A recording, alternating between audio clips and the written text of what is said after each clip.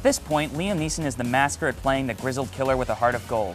In fact, all his recent movies seem to require that his character wear badass leather jackets, kill lots of bad guys, and threaten at least one person over the phone. As audience members, we've come to expect these things in a Liam Neeson movie, for better or for worse. The good news is, if you're still a fan of the actor's take and genre, all those expectations are duly met by Run All Night. And even if you're not, this one's still good enough that you might actually forget that Neeson has played this character half a dozen times already. In Run All Night, Neeson plays Jimmy Conlon, an aging hitman who's forced to take on his former boss, Sean Maguire, played by Ed Harris, to protect his estranged son Mike, played by Joel Kinnaman. Granted, it takes a little while for the film to get to that point, so I'll spare you the bloody details. But suffice to say, Jimmy and Mike get themselves in a whole mess of trouble, giving Jimmy plenty of opportunities to beat the crap out of Sean's goons. Overall, the story here is simple, which is good, since it keeps the film from being overcomplicated. While Jimmy's relationship with Sean and Mike takes some initial setting up, the action never really stops once it gets going. That's both good and bad, though, as some action scenes are more interesting than others. Director Wam Koyet-Serra is an old pro at shoot-'em-up crime thrillers, having also directed Neeson in Unknown and Non-Stop. He also has a great eye for dramatic tension in space. One particular sequence finds Jimmy and Mike being chased by one of Sean's assassins at a rundown apartment complex. Here, we see the filmmaker take what seems like an ordinary space and turn it into the highlight of the movie, just by utilizing all the nooks and crannies in the building.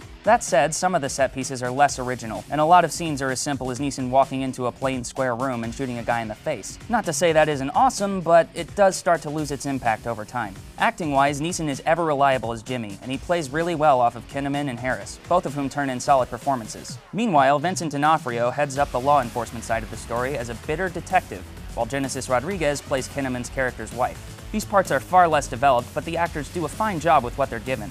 All in all, the cast is up to the challenge of Run All Night.